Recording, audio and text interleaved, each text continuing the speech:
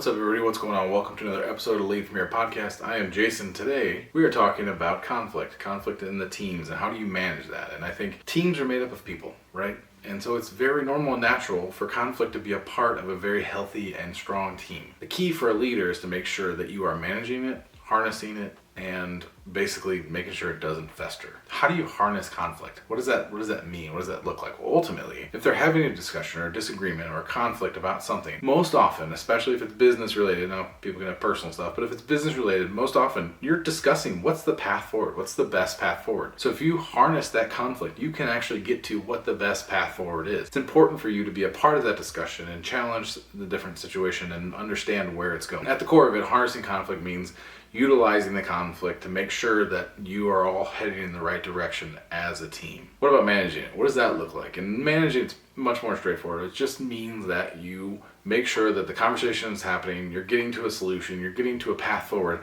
and then you make a call. You don't overthink it. You don't drag it out. You don't make over multiple meetings unless you absolutely have to. And then you ultimately get to a decision and you move forward. Lastly, how do you avoid conflict festering? And this is something that it's kind of got two layers. You've got the team layer and then you got the individual layer. So ultimately at the team level, it's important that once you come to a decision that you kind of make the statement of like, listen, we've come to the decision here and this is what we're going to move forward with as a team, and I need everybody to be on the same page and in agreement in doing this. That doesn't necessarily mean that you have to fully agree with it, but you have to move forward together as a team.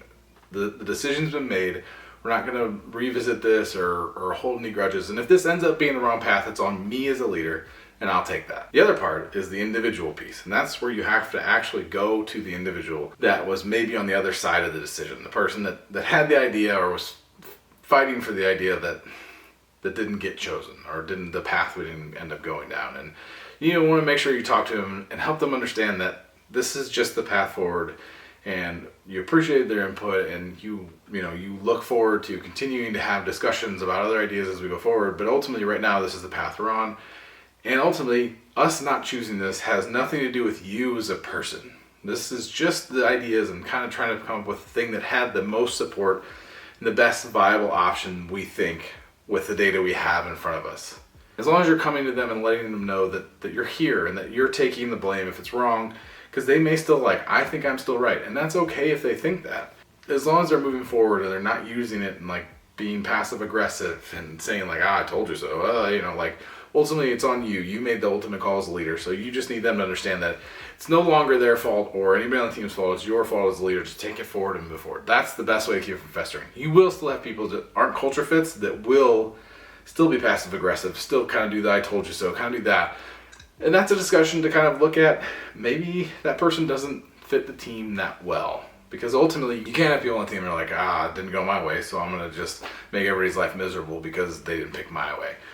That's just not a healthy way to build a team. So that's it. Ultimately, just make sure you're harnessing the power of conflict, because there is power in it, because you are arguing to get to a position that makes the most sense and the best path forward for the team. 2, make sure you're managing it. Make sure you're driving it. You're making the final call. You're taking the blame if it's the wrong call. And then lastly, make sure that everybody that's involved feels good about the path forward, at least enough to not let it fester and let it be a pain in the side of the team for a long time. Outside of that, just look for conflict, look for ways to resolve it, and hold people accountable. You can't let people be the conflict instigators all the time for no good reason. If it's valuable, have conflict. Otherwise, let it go and squash it.